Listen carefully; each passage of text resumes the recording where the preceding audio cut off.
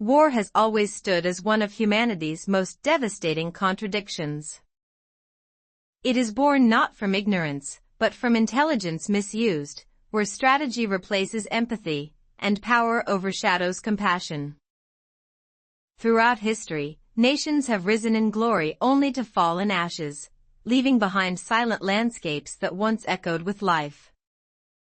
Today, as tensions between the United States and Iran continue to shape global uncertainty, we are reminded that despite centuries of progress, humanity still wrestles with its oldest and most dangerous habit, conflict. This is not merely a political issue. It is not just a matter of borders, ideologies, or military strength. At its core, it is a human story, one of fear, pride, misunderstanding, and ultimately, the longing for peace. The relationship between the United States and Iran is a complex tapestry woven from decades of historical events, shifting alliances, and mutual suspicion.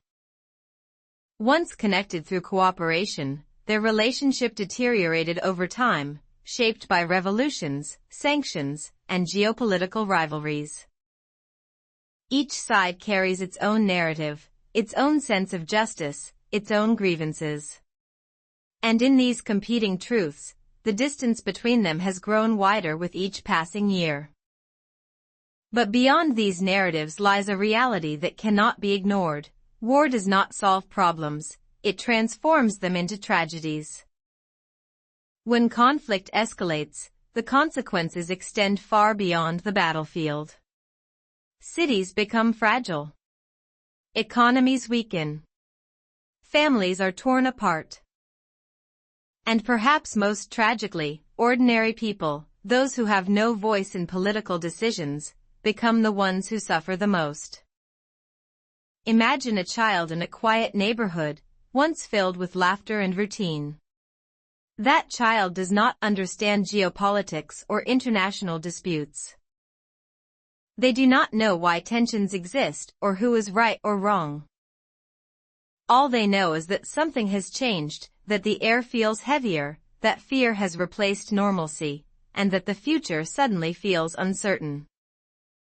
Now imagine that same child on the other side of the world, in a different country, under a different flag, but feeling the same fear. War creates enemies out of strangers, yet suffering speaks a universal language. In moments of conflict, it is easy for societies to become divided by identity, by nationality, religion, or ideology. But beneath these layers, human beings remain fundamentally the same. We all seek safety. We all hope for happiness. We all dream of a better future for ourselves and for those we love. And yet, war asks us to forget this. It asks us to see others not as individuals, but as adversaries. It simplifies complex human lives into categories, ally or enemy, us or them. But the truth is never that simple. The truth is that on both sides of any conflict, there are people who wish for peace. There are families who want nothing more than to live quietly. There are young people who dream not of war, but of opportunity, education, careers, love, and purpose. There are elders who have seen enough conflict to understand that violence only leads to more violence. These voices are often the quietest, yet they are the most important. Peace is not built by weapons. It is built by understanding. To understand another nation is not to agree with it completely, nor is it to ignore differences. It is to recognize that every country, like every individual, is shaped by its history, its culture, and its experiences. When nations fail to understand one another, fear fills the gap. And fear, when left unchecked, can easily turn into hostility. The tensions between the United States and Iran illustrate this cycle. Actions are interpreted as threats. Responses are seen as aggression. And slowly, step by step, both sides move further away from dialogue and closer to confrontation. But this path is not inevitable. History has shown us that even the most entrenched conflicts can find resolution. Nations that were once bitter enemies have become partners. Wars that seemed endless have eventually come to an end. These transformations did not happen by chance, they happened because people chose a different path. They chose to talk instead of fight. They chose to listen instead of accuse. They chose to imagine a future beyond conflict. Peace requires courage, the kind of courage that does not come from strength alone, but from wisdom. It is easy to escalate, to respond with force, to defend pride. It is much harder to step back, to seek compromise, and to admit that no side holds all the answers. Yet that is exactly what peace demands.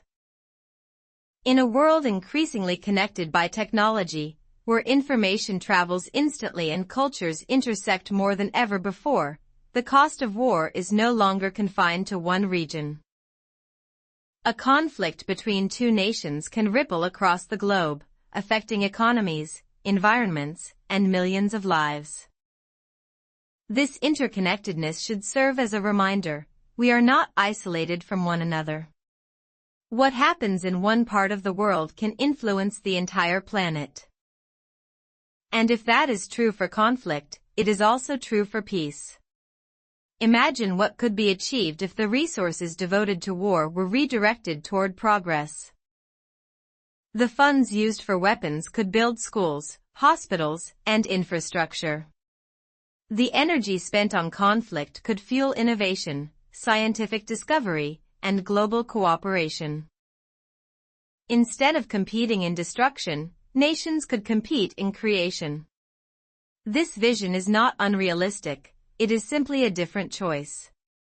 The world does not lack the ability to create peace. It lacks the collective decision to prioritize it. Leaders play a crucial role in shaping this decision. Their words and actions influence not only their own countries, but the global community. When leaders choose diplomacy over aggression, they send a powerful message that dialogue is possible, that compromise is not weakness, and that peace is worth pursuing. But responsibility does not lie solely with leaders. Every individual has a role to play in fostering a culture of peace. The way we speak about others, the way we respond to differences, and the values we promote all contribute to the larger environment in which conflicts either grow or diminish. Peace begins not in governments, but in minds. It begins when we choose empathy over judgment. When we seek to understand before we react. When we recognize that differences do not have to lead to division. The conflict between the United States and Iran, like many conflicts before it, stands at a crossroads. One path leads to continued escalation, more tension, more suffering, more uncertainty. The other path leads to dialogue, difficult, imperfect, but ultimately hopeful. Choosing the second path does not mean ignoring challenges or pretending differences do not exist. It means facing those challenges with the intention of resolving them, rather than allowing them to grow into something far more destructive. It means believing that peace is possible, even when it seems distant. And perhaps most importantly, it means remembering what is truly at stake. Not just territory. Not just influence. But human lives. Every decision made in times of conflict carries consequences that extend far beyond the present moment. The effects of war can last for generations, shaping societies, economies, and relationships long after the fighting has ended. Children who grow up in conflict zones carry those experiences with them into adulthood. Communities struggle to rebuild. Trust becomes fragile. And the wounds of war, both physical and emotional, take years, sometimes decades, to heal. But peace, too, has lasting effects. It creates stability. It fosters growth. It allows people to rebuild not only their surroundings, but their sense of hope. Hope is one of the most powerful forces in the world. It is what drives people to keep going, even in the face of uncertainty. It is what inspires change, innovation, and resilience. And in times of conflict, hope becomes more important than ever.